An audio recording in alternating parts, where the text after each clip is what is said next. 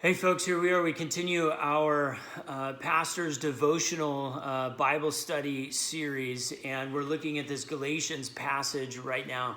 Galatians 5:22 to 23, the fruit of the Spirit: love, joy, peace, patience, kindness, generosity, faithfulness, gentleness, and self-control. The point of this devotional series is to help us understand that these are not aspirational goals. This is not something we aspire to someday.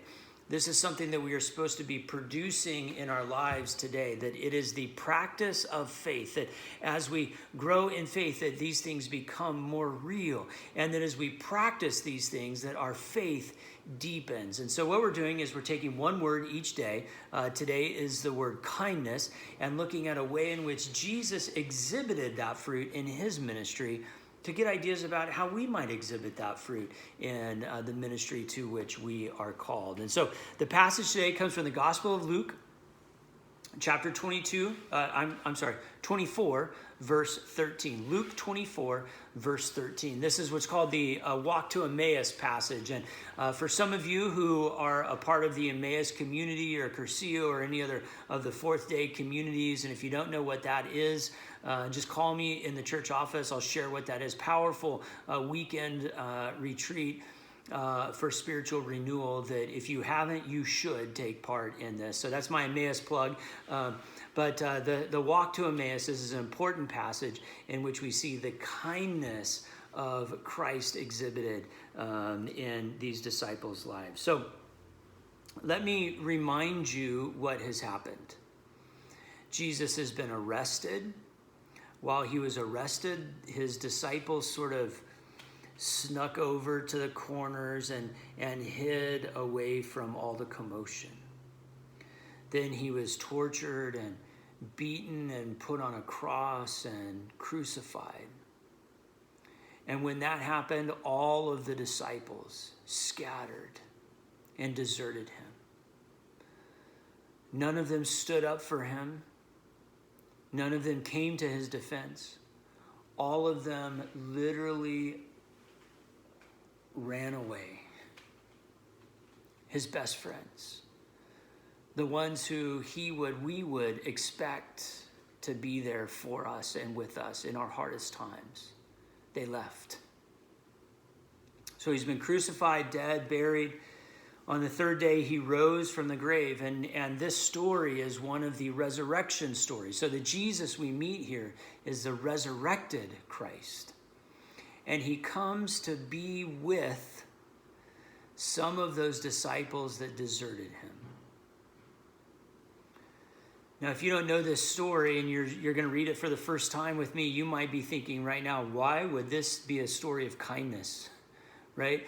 Because if all of my friends deserted me in my greatest time of need and left me to be tortured miserably, the next time I saw them, kindness would not be at the top of my agenda for them. But yet here we see the fruit of kindness born out of Jesus' life. Luke 24:13. Now on that same day, two of them were going to a village called Emmaus, about 7 miles from Jerusalem, and talking with each other about all these things that had happened. While they were talking and discussing, Jesus himself came near and went with them. But their eyes were kept from recognizing him, and he said to them, "What are you discussing with each other while you walk along?" They stood still looking at him. Then one of them, whose name was Cleopas, answered him, "Are you the only stranger in Jerusalem who does not know the things that have taken place there in these days?" He asked them, "What things?"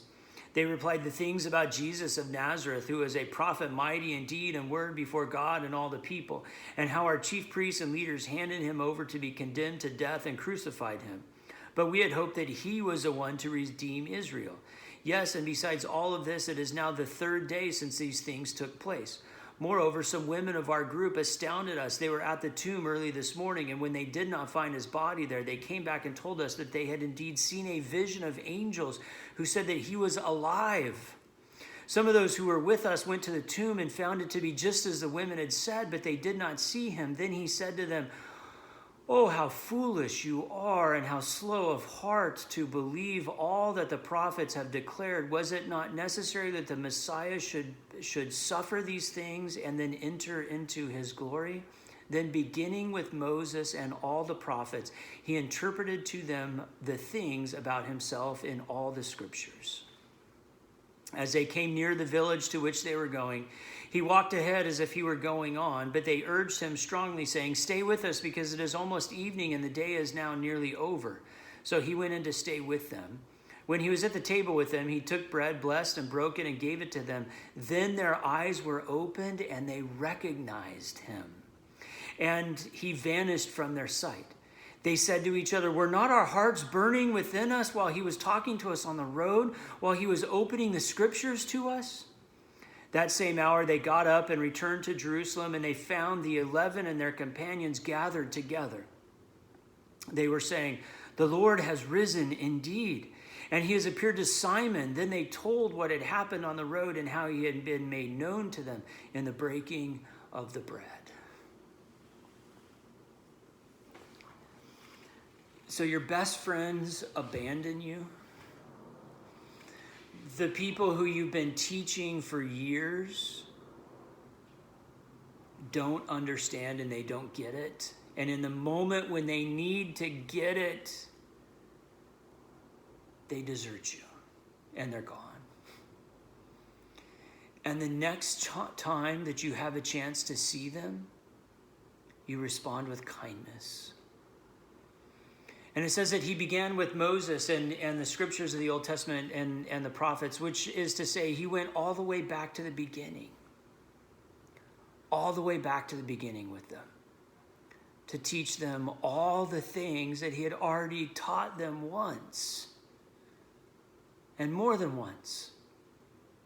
So that they would understand it this time.